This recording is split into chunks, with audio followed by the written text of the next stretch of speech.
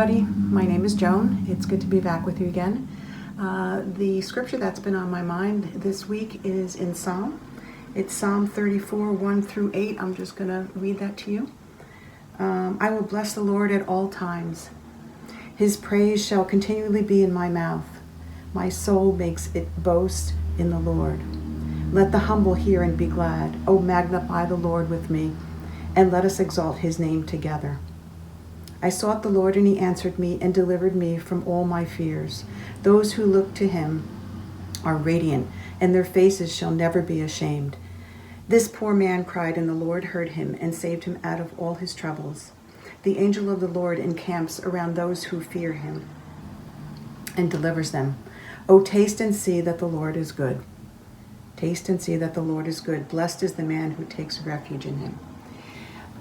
This Psalms in the Bible are like prayers, crying out to God. And this is one from David, who cries out to the Lord. David from the Old Testament, who's crying out to the Lord and thanking him because of danger that he was in. He was afraid of being captured and possibly killed, so he pretended that he was crazy. Now, we're not going there today. Even though we are quarantined, we're not going crazy. But it reminded me of how we have a relationship with God, and that once we have a taste of who God is, we can cry out to him. We can pray and give God our burdens, our feelings, our emotions of what we're going through, just like David did. And that relationship comes from knowing God and experiencing who God is. God so loved the world, he gave his son so that we could have forgiveness of sins, that we could have a relationship with him. When I think about relationship, if I want a relationship with somebody, I don't just stand next to them and not do anything. I want to have a relationship where I'm connecting with that person. I'm understanding where that person is coming from, speaking to them, experiencing life with them. And that's the same kind of thing that we want to do with our relationship with the Lord, is to be able to go to him, to be able to express what we're going through, our fears.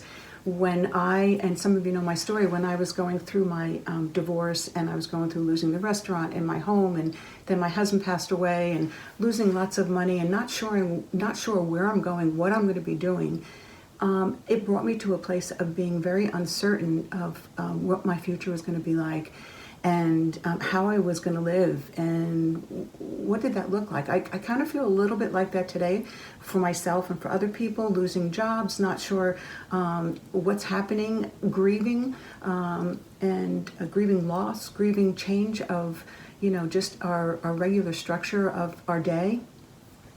And I think back on those days, and I remember just lying in bed and at night and in the morning and just crying out to the Lord and just telling him how I feel and groaning and not, telling him I'm scared. And one of the things that the Lord did for me is he gave me a picture of me being in a high tower with him, like an observation tower, looking out.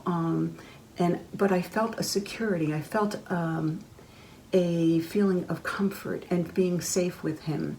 So God had given that to me. Not that I was in denial, because I could see out. It wasn't like I was closing my eyes and I couldn't see. I could see what was going on, but God definitely gave me that comfort and can give you that also. I think it's something that we have to continually work on, is that relationship with him. Something that a relationship that can bring us to that point of feeling safe, being able to go to him and say, I feel safe with him, and understanding who God is, who we are in him, and that relationship. Again, going into scripture and finding out who God is. He is that perfect Father. He is my counselor. He is safe to go to. He's a good God. He gives us love. He gives us mercy. He gives us grace. He is somebody that I can go to and know that he's going to be there with me always. He'll never leave me or forsake me. So I want to encourage you that whatever circumstance that you're going through right now, that the Lord loves you, and that it is good, and he is good. Taste and see that the Lord is good. Another, in Psalm 119, it says, how sweet are your words to my taste, sweeter than honey to my mouth. Again, I encourage you to go to His Word. I encourage you to go to God, and let's celebrate together who He is. So, hope you are well. I can't wait to see you again. Love you guys.